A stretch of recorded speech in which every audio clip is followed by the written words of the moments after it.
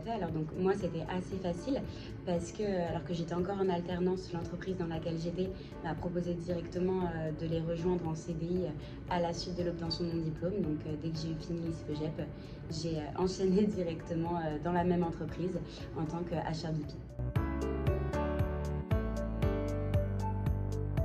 Donc je pense que ce qui était le plus formateur et qui était vraiment un bon tremplin pour la suite de ma carrière, ça a été que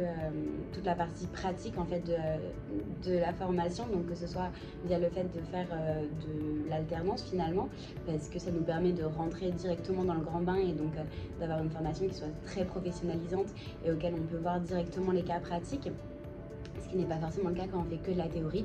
Donc ça a été vraiment la partie qui m'a permis, je pense, d'apprendre énormément. Et également,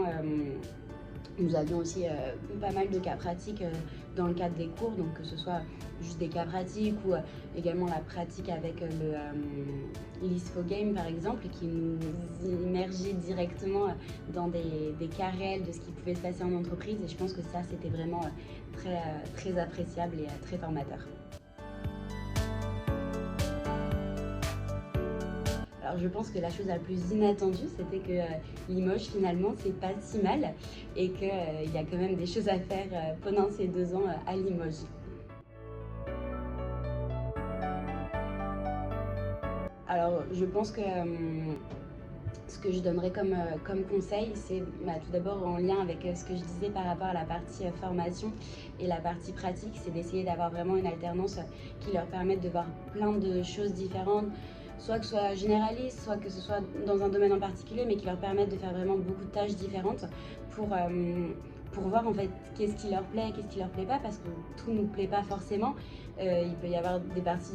du métier qui est quand même assez vaste, qui sont plus ou moins intéressantes, où il y a des personnes qui vont plus ou moins s'y retrouver. Donc je pense que l'alternance c'est vraiment le moment pour essayer de découvrir ce qui peut nous plaire ou ce qui peut pas nous plaire. Donc je pense que ça va être ça le plus gros conseil, ce sera d'essayer de voir le plus de choses possibles pendant qu'on est en alternance et pendant qu'on peut encore découvrir finalement et apprendre et de profiter de ce moment-là pour ça et savoir ce qu'on veut faire pour la suite.